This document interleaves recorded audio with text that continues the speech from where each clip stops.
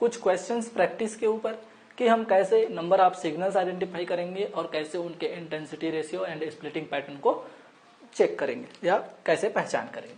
ठीक है, सबसे पहले देखिए यहाँ पर ये प्रोटॉन एनएमआर की बात कर सकते हैं। यहाँ पर प्रोटॉन एनएमआर, फास्फोरस एनएमआर ये भी बात कर सकते हैं। तो ऐसे हैं कि जो आपके एनएमआर न्यूक्लियाई हैं उनके अकॉर्डिंग उसका हम एनएमआर स्पेक्ट्रा आइडेंटिफाई कर सकते हैं। ठीक है, सबसे पहले लेकिन इसमें बात ये होगी कि अगर स्प्लिटिंग पैटर्न हमको देखना है तो उसके लिए हमको उसके आई का क्या करना पड़ेगा, वैल्यू पता करना पड़ेगा कि उसका न्यूक्लियर स्पिन का वैल्यू क्या है। क्योंकि अगर न्यूक्लियर स्पिन का वैल्यू आपको पता चलेगा तभी आप उसमें स्प्लिटिंग पैटर्न को आइडेंटिफाई कर पाएंगे। क्लियर है भाई? ठीक है, देखिए सबसे पहले मैं आपको कुछ वैल्यूज लिखा देता हूं कि आई और उनके एग्जाम्पल्स क्या हैं, ये आप याद रखेंगे तभी आप क्या करेंगे, इसमें स्प्लिटिंग पैटर्न से नंबर ऑफ सिग्नल आइडेंटिफाई कर पाएंगे। आपको ज्यादातर क्वेश्चंस में दिए रहते हैं लेकिन हमको इन सब चीजों से प्रिपेयर होके जाना है। जैसे कि आई की बात करूं मैं कि आई हाफ किसके लिए होता है, तो आप अच्छे से जानते हैं प्रोटॉन एनएमआर, और आई हाफ वाले को तो आपको याद करना ही है क्योंकि एग्जामिनर एक्सपेक्ट करता है कि आई हाफ वाले के एग्जाम्पल्स आपको पता हो। ठीक है भाई, ये हो गया कार्बन 13 हो गया, नाइट्रोजन 15 हो गया, और आपका हो गया फ्लोरीन 19, फास्फोरस 31, सिलिकॉन 29। ठीक है, ये सब एग्जाम्पल आपके किसके हैं, जीनॉन 129। ठीक है, जीनॉन का 129 इसका आइसोटोप ये आपके हाफ होते हैं। वैसे अगर मैं आई वैल्यू 1 किसका होता है तो आपको पता होगा H2, जिसको हम क्या बोलते हैं भाई, ड्यूटेरियम भी बोल देते हैं। जैसे इसी को ही क्या बोलते हैं, D2 ड्यूटेरियम। ठीक है, या नाइट्रोजन 15 इसका जो आई वैल्यू है वो क्या होता है, हाफ होता है। अब बात करते हैं कि 3 किसका होता है, तो 3 होता है आपका बोरान 10। क्या होता है भैया, बोरान 10 का I3 होता है। अब बात आती है 3/2 की, तो 3/2 का एग्जाम्पल है आपका बोरान 11, याद रखेंगे भैया आप। ठीक है, बोरान 11, क्लोरीन 35, क्लोरीन 37, ब्रोमीन के 2 आइसोटोप हैं। ब्रोमीन के 2 आइसोटोप कौन है, 79 एंड 81, 79 एटॉमिक मास वाले और 81 एटॉमिक मास वाले। इनका वैल्यू क्या होता है, 3/2। ये आप याद रखेंगे तभी तो आप क्या कर लेंगे, स्प्लिटिंग पैटर्न को निकाल सकते हैं। और स्प्लिटिंग पैटर्न को मैं बताया था कि क्या होता है भैया, स्प्लिटिंग होता है 2Ni+1। ठीक है, और अगर ये तो एक टाइप के न्यूक्लियाई हैं तो और डिफरेंट टाइप के न्यूक्लियाई और हैं, जैसे कि एक प्रोटॉन हो गया, उसके साथ साथ कोई फास्फोरस भी है, कोई आपके फ्लोरीन भी है, तो उस कंडीशन में ये मल्टीप्लाई हो जाएंगे 2Ni प्लस 2Nia, मतलब ए टाइप के, या 2Ni+1, मतलब 2 अलग अलग टाइप के यहाँ पर न्यूक्लियाई होंगे, तो मल्टीप्लाई होते जाएगा, और कोई होगा तो और मल्टीप्लाई हो जाएगा। हम एग्जाम्पल में इन चीजों को सीख लेंगे। ठीक है, ध्यान देना आप, ये आप याद रख लेना। ठीक है, मैं इसको मिटा देता हूं। अब देखिए अपन एग्जाम्पल्स को सॉल्व करते हैं। ठीक है भाई, चलिए सबसे पहला एग्जाम्पल अगर मैं बात करूं, ये लीजिए HAB और ये C। ठीक है, यहां पर मैं आपके ए प्रोटॉन के लिए क्या करता हूं, प्रोटॉन एनएमआर आइडेंटिफाई करना चाहता हूं। अरे क्लियर है भाई? तो देखिए ये एक सिग्नल देगा, क्या ये लो एक सिग्नल दे दिया, लेकिन ये दूसरे प्रोटॉन से क्या होगा, स्प्लिट होगा। ठीक है, तो ये भी आपको स्प्लिट करेगा और ये भी इसको स्प्लिट करेगा। अब देखो भाई, ये इसको स्प्लिट करेगा तो ये भी तो इसके सिग्नल को तो ये स्प्लिट करेगा। म्यूचुअल प्रिंसिपल का काम करता है, यहाँ पर म्यूचुअल इंटरेक्शन होता है, एक दूसरे को प्रभावित करेगा तो ऑटोमेटिक दूसरा पहले वाले को भी प्रभावित करेगा। ठीक है, चलिए अब यहां पर बात आती है कि ये दोनों तो अलग अलग टाइप के प्रोटॉन हैं, तो कौन पहले आपका क्या करेगा, स्प्लिट करेगा। तो इसके लिए आपको देखते हैं कपलिंग कांस्टेंट। और कपलिंग कांस्टेंट जैसे कि मैं बात करूं, यहां पर कपलिंग कांस्टेंट मेरा जे ए बी के बीच जो काम कर रहा है और यहाँ जे ए सी के बीच जो काम कर रहा है, ठीक है। तो यहां पर आपको इस कंडीशन में पता होना चाहिए कि कपलिंग कांस्टेंट का वैल्यू क्या है, किसका कपलिंग कांस्टेंट ज्यादा होगा और किसका कपलिंग कांस्टेंट कम होगा। जिसका कपलिंग कांस्टेंट ज्यादा होगा वो आपका क्या करता है, पहले स्प्लिट करेगा उस सिग्नल्स को। तो यहां पर तो पता होता है कि J A C greater than J A B, मतलब ये जो आपका सी वाला प्रोटॉन है पहले स्प्लिट करेगा ए के सिग्नल को और बी वाला उसके बाद के सिग्नल को। देखिए जैसे कि ये आपका पहला सिग्नल, इंटेंसिटी क्या होगी, 1 होगी। अब बताइए कि यहां पर किस अकॉर्डिंग ये स्प्लिट होगा। तो आपको पता है 2NHI+1, यही स्प्लिटिंग पैटर्न होगी। आई का वैल्यू क्या है भैया, हाफ होता है। और आई का वैल्यू जब हाफ होता है तो क्या ये NH+1 N+1 वाला रूल फॉलो करेगा, बिल्कुल करेगा। और जब ये आई हाफ है इसलिए, है ना, और NH यहां पर NH की संख्या क्या है 1, 1 + 1 = 2। तो इस सिग्नल्स को वो कितने भाग में तोड़ देगा, 2 भाग में तोड़ देगा, ठीक है भाई। अब ध्यान दीजिए आप, ये तो टूट गए, ठीक है। यहां पर ये जो 2 सिग्नल्स हैं इनका इंटेंसिटी रेशियो क्या होगा, 1 और 1। क्यों, मैं पहले भी बताया था कि चाहे कितने भी सिग्नल्स में टूटे, एक के कारण टूटेगा तो इंटेंसिटी रेशियो सेम होगी, और सी के कारण टूट रहा है, रेशियो तो सेम है। ये जो 2 सिग्नल स्प्लिटेड हुए हैं इनके बीच की दूरी को ही बोलते हैं कपलिंग कांस्टेंट। और ये किसके कारण है, ए और सी के कारण, तो जे ए सी। अब बात करते हैं कि भाई ये तो तुम तोड़ लिए, अब भी बोलता है कि मैं भी तोड़ूंगा। और ये बोलेगा जब वो तोड़ेगा तो वो भी किस अकॉर्डिंग तोड़ेगा, अपने रूल N+1, क्योंकि आई हाफ होता है उसका भी। तो वो भी डबल डबल में तोड़ेगा हर सिग्नल को, तो इसको डबल में तोड़ देगा, इसको डबल में तोड़ देगा। ये लीजिए भाई, ये बोलता है कि मैं तो ये तोड़ दिया। अरे क्लियर है, ठीक है। अब इनका इंटेंसिटी रेशियो क्या होगा, तो ये भी आपके किस में टूटे हैं, एक के प्रभाव से टूटे हैं, तो ये भी 1 1 होगा और ये भी क्या होगा, 1 1 होगा।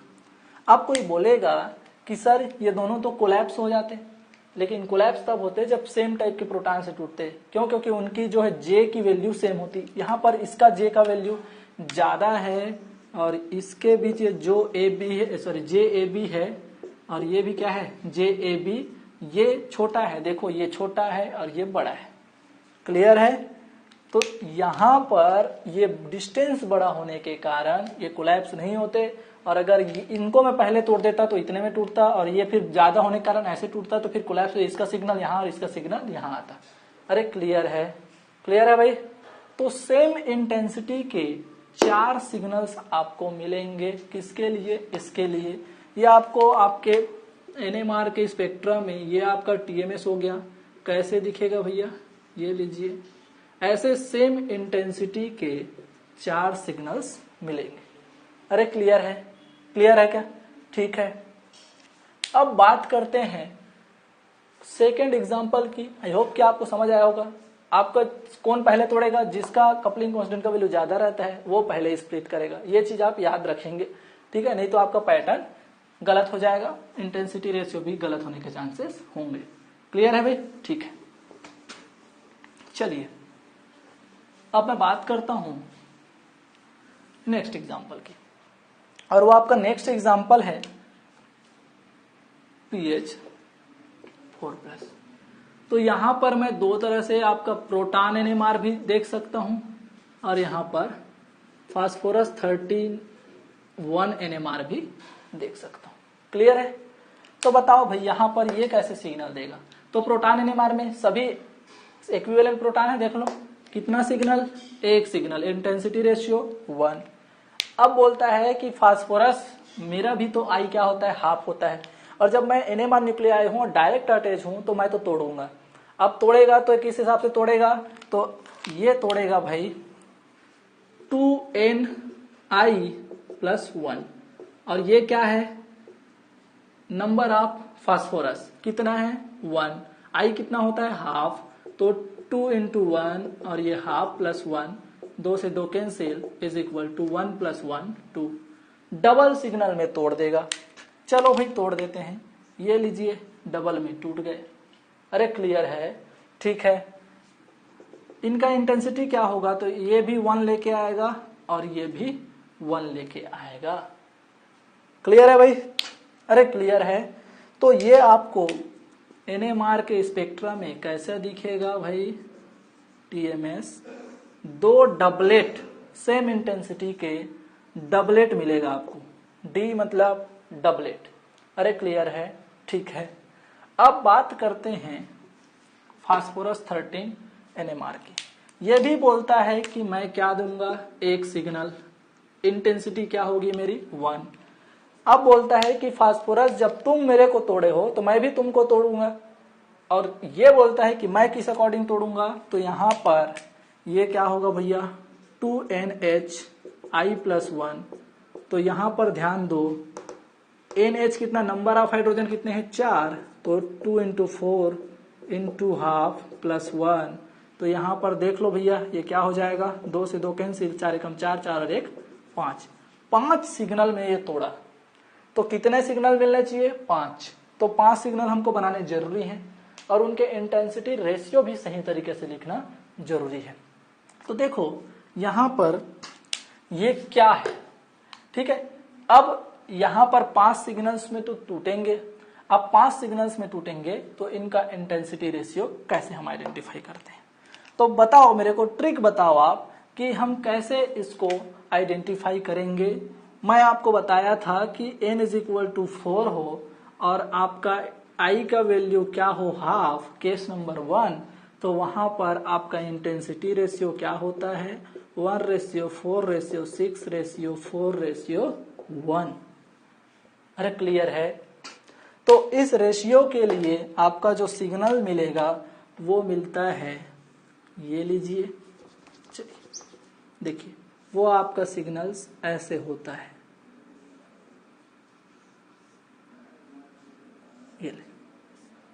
ये आपका क्या हो गया TMS, ये हो गया आपका TMS। अरे क्लियर है। देखो भाई यहां पर 2 सेम हाइट के हैं, ये 4 4, और सबसे पीक वाला कौन है 6 रेशियो, और ये कम है कौन है आपके 1 रेशियो वाले। तो इसको मैं कैसे नोटिफाई करूंगा, ये 1 हो गया, ये 4 हो गया, 6 हो गया, ये 4 हो गया और ये 1 हो गया। तो ऐसे स्पेक्ट्रा इस एग्जाम्पल के लिए आपको फास्फोरस 13 NMR का स्पेक्ट्रा आपको मिलेगा। और ये क्लियर हुआ क्या, ठीक है। आगे बढ़े, आगे बढ़े, किसका देखें भाई BH4+, ठीक है। तो जब BH4+ के लिए अपन देखेंगे तो सेम टाइप का यहां भी अपन चेक कर सकते हैं, प्रोटॉन NMR चेक कर सकते हैं, और आपका ये वाला जो भी अपन चेक कर सकते हैं, कौन सा, बोरान 11 NMR। और बोरान 11 कहने का मतलब क्या है, तो अपन पढ़े हैं B10 जिसका I क्या होता है 3 होता है, I क्या होता है 3, और B11 उसके लिए I क्या होता है, वो होता है आपका 3/2। अब बात ये आती है कि हम कौन सा लेके चले। तो ये जो नेचर है वहां पर किसका अबंडेंस ज्यादा होता है, अबंडेंस मतलब किसकी मात्रा ज्यादा होती है, तो I = 3/2 वाला जो आइसोटोप है, दैट मींस बोरान 11 का जो आपका आइसोटोप है वो इसका अबंडेंस बोरान 10 की तुलना में ज्यादा होता है। तो आपको ये वाला I लेकर के बनाना है। क्लियर है भाई।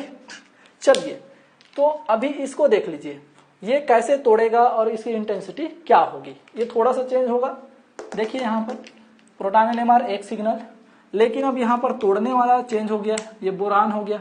बोरान का I क्या होता है भाई, इसकी संख्या कितनी है 1 ही है, तो बोरान का I क्या होता है, तो इसका I क्या लेना है आपको 3/2, और 3/2 के अकॉर्डिंग तो कैंसिल हो गया, 3 + 1 = 4।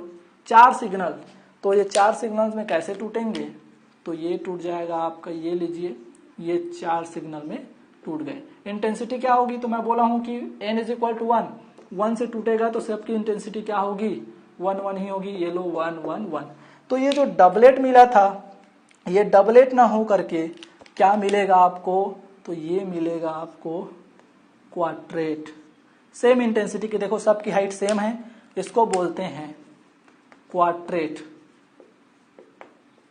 इसकी इंटेंसिटी क्या है 111। यहां पर अगर मैं बात करूं तो अब अपन बात करते हैं बोरान 11 NMR की। तो जब बोरान 11 NMR की बात करेंगे तो यहां पर भैया ये जो तोड़ने वाला है अब हाइड्रोजन नहीं है बल्कि कौन है, अच्छा हाइड्रोजन ही है, इसमें भी हाइड्रोजन है, ये लो हाइड्रोजन हो गया। तो ये तो कितने सिग्नल में तोड़ेंगे 5 में ही तोड़ेंगे। तो सेम आएगा क्या ऐसे ही, तो बिल्कुल ऐसे ही सिग्नल्स आपके मिलेंगे 1:4:6:4:1। तो बोरान NMR में सेम टाइप का आपका इस एग्जांपल के लिए भी NMR आएगा। अब देखिए क्वेश्चन नंबर 4। तो क्वेश्चन नंबर 4 में यहां पर सिर्फ चेंज क्या हो जाएगा, ये इसके जगह में फ्लोरीन 19 NMR हो जाएगा। और फ्लोरीन 19 NMR के साथ साथ ध्यान देना एक सिग्नल टूटेंगे तो भैया बोरान के कारण ही, तो बोरान तो ऐसे ही तोड़ता है, तो यहां पर क्या हो जाएगा, ये फ्लोरीन 19 NMR मिलेगा आपको, क्वाड्रेट, सेम इंटेंसिटी, सेम इसी टाइप की। वैसे ही अगर मैं बात करूं बोरान NMR तो सेम है, वहां पर हाइड्रोजन तोड़ा था, यहाँ पर फ्लोरीन तोड़ेगा, और फ्लोरीन का 19 का भी आपका आई क्या होता है हाफ, तो सेम ही कंडीशन में सेम टाइप का यहाँ भी इसी तरफ से आपको बोरान 11 NMR मिलेगा। अरे क्लियर है। तो ये एग्जाम्पल्स हो गए आपके किसके, 3rd और 4th के, सेम पैटर्न आपको मिलने वाले हैं। अब बात करते हैं 5th की।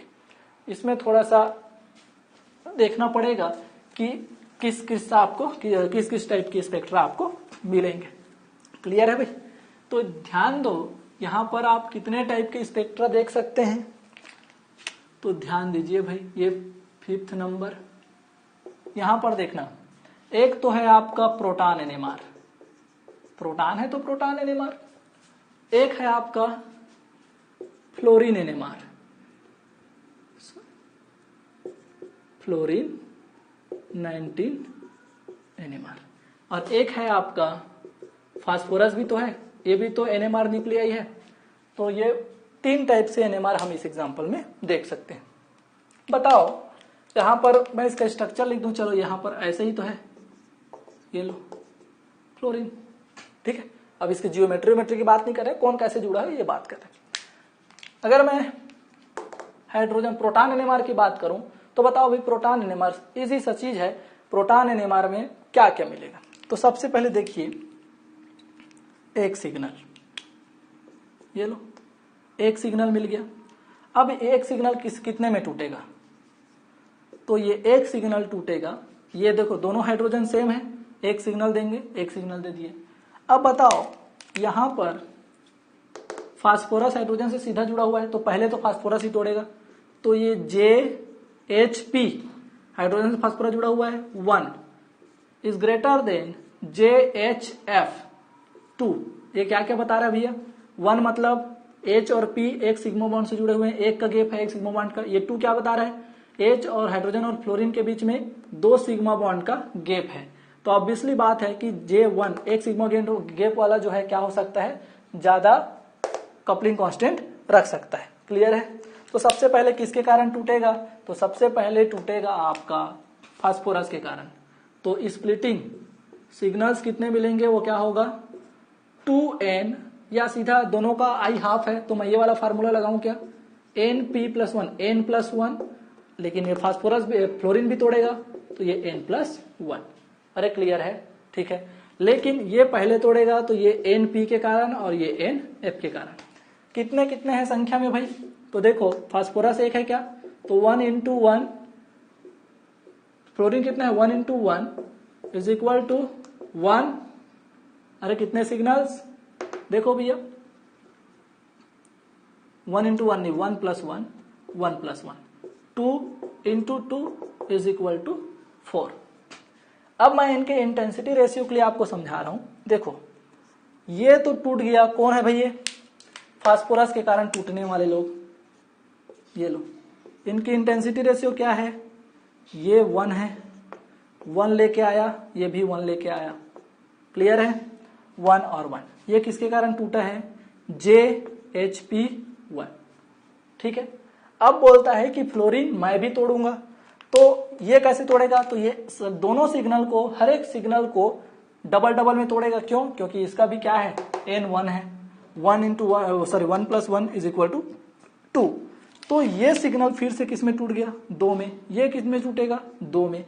अब इसकी इंटेंसिटी क्या है, 1, ये 1 लेके आएगा अपने साथ, ये भी 1 लेके आएगा, इंटेंसिटी सेम इंटेंसिटी में टूटेगा। ये भी 1 वाला है तो ये भी 1 लेके आएगा, ये लो, ये भी 1 और ये भी 1। अरे क्लियर है। इनके बीच का जो गैप है ये क्या कहलाता है, J2HF। ये भी क्या है, किसके कारण टूटा है, J2HF। क्लियर है। ये हो गया आपका इसके लिए स्पेक्ट्रा। अब ये मिलेगा कैसे, तो ध्यान दीजिए, ये अलग दिखेगा, ये अलग दिखेगा। तो ये यहां पर 4 सिग्नल हुए क्या, 4 सिग्नल आपको कैसे दिखेंगे, ये लीजिए, ये लीजिए। सभी के हाइट सेम है क्या, तो हाइट सेम है, तो इसकी इंटेंसिटी रेशियो क्या है, 1 1 1। ये डबलेट और ये डबलेट, तो इसको बोलते हैं DD, डबल डबलेट। 4 सिग्नल, एक डबलेट दूसरा डबलेट, डबल डबलेट, 4 सिग्नल मिले क्या, तो ये हो गया आपका प्रोटॉन NMR। अब मैं बात करता हूं फ्लोरीन NMR की। अब हम फ्लोरीन NMR की बात करेंगे तो ध्यान दीजिए, इसके लिए पैटर्न क्या हो जाएगा, थोड़ा सा यहां पर अंतर आएगा। देखिए यहां अगर मैं इसका फिर से स्ट्रक्चर बनाऊं, या यहीं पर देखिए, फ्लोरीन को फास्फोरस पहले क्या करेगा, स्प्लिट करेगा, उसके बाद हाइड्रोजन स्प्लिट करेगा। ध्यान देना, ये हो गया सिग्नल किसका, मैं इसके लिए चेक कर रहा हूं, ये लो, ठीक है। ये हो गया 1 सिग्नल फ्लोरीन का। अब बताओ कौन पहले तोड़ेगा, तो यहां पर फास्फोरस तोड़ेगा, और फास्फोरस जब तोड़ता है तो डबल सिग्नल में तोड़ेगा, और डबल सिग्नल में तोड़ेगा तो यहां पर ध्यान देना, डबल में टूट गए ये लीजिए, डबल में टूटे क्या, इंटेंसिटी रेशियो को देखना, ध्यान देना, 1 और ये 1। अरे क्लियर है, ठीक है, यहां तक समझ आया। अब बोलता है कि अभी फ्लोरीन जब हाइड्रोजन को तोड़ा था तो हाइड्रोजन भी तो फ्लोरीन को तोड़ेगा, तो यहां पर आएगा आपका हाइड्रोजन, और हाइड्रोजन की संख्या कितनी है, 2। देख लो भाई, 2 है, तो 2 + 1 इज इक्वल टू 3, और 3 दूनी 6। तो यहां पर नंबर ऑफ सिग्नल्स 6 हो गए। तो ये कैसे 6 में टूटेंगे, तो ये ईच सिग्नल्स अब किसके कारण टूटेगा, तो भैया ये देख लो, ये किसके कारण टूटा है, तो ये टूटा है बेचारा J1FP, P और F के कारण, देख लो, P और F के कारण। अब यहां पर ये फर्दर टूटते हैं किसके लिए, ये लीजिए, ये लीजिए, ये टूट गए किसके कारण भाई, हाइड्रोजन के कारण। क्लियर है। कितने, 3 में मैं क्यों तोड़ा, क्यों, क्योंकि इसकी संख्या 2 है, 2 + 1 इज इक्वल टू 3, तो एक सिग्नल को वो 3 में तोड़ेगा। क्लियर है भाई। तो यहां पर इंटेंसिटी रेशियो क्या आएगी, जब n इज इक्वल टू 2, तो पहला सिग्नल कितने में तोड़ता है हाइड्रोजन, 2, तो यहां पर 1 चलना है, फिर 2, 2 से फिर 1, एक का गैप है, ट्रिक वाइज में बताया था, 1 का गैप है, कितने तक जाना है, 2। क्यों, क्योंकि n+1 में 1 के लिए वो 2 सिग्नल में तोड़ता है, तो 2 तक जाना है, फिर 1 तक वापस आना है। क्लियर है। ये क्या है, तो ये है आपका J2FH, ये भी क्या है, J2HF, कपलिंग कांस्टेंट, यहां भी वही है, 1:2:1। तो इसके लिए सिग्नल्स कैसे बनेगा, ध्यान देना आप, इसके लिए जो सिग्नल बनेगा वो बनेगा, ये हुई बात, ठीक है, ये ऐसे सिग्नल बनता है। देखो अंतर कितना है, ये कैसे सिग्नल बना है और ये कैसे सिग्नल बना है, मतलब ये रेशियो 1 हुआ, ये 2 हुआ और ये 1, ये भी सेम हाइट का है, 2 1 और 1। तो ध्यान देना, ये ट्रिपलेट है क्या, ये ट्रिपलेट है क्या, बिल्कुल है। तो इसको दोनों मिलाकर के भी क्या लिख देते हैं, DT, डबल ट्रिपलेट, ऐसे भी लिख सकता है, ट्रिपल ट्रिपल ऐसे भी लिख सकता है, टोटल 6 नंबर लिख सकता है। तो बहुत तरीके हैं आपको उलझाने के लिए NMR में। क्लियर है। अरे क्लियर है। तो ये कुछ एग्जाम्पल्स हैं यहाँ पर हाइड्रोजन एनएमआर देख लिए, प्रोटॉन एनएमआर देख लिए, बोरान एनएमआर देख लिए। अब इसी में फास्फोरस 31 एनएमआर बचा है। अरे क्लियर है, उसको भी देख ले क्या, आप स्क्रीनशॉट ले लो और अच्छे से नोट्स बनाओ, ठीक है। अब मैं आपको इसमें फास्फोरस 31 एनएमआर का सिग्नल बताता हूं। तो ध्यान देना, इसमें क्या है आपका स्प्लिटिंग सिग्नल कितने होंगे भाई, टोटल सिग्नल तो ये होगा आपका NH+1 इंटू Na+1, इसी में तो टूटेगा। तो हाइड्रोजन की संख्या कितनी है 2, तो 2+1 इंटू फ्लोरीन की संख्या कितनी है 1, तो 1+1।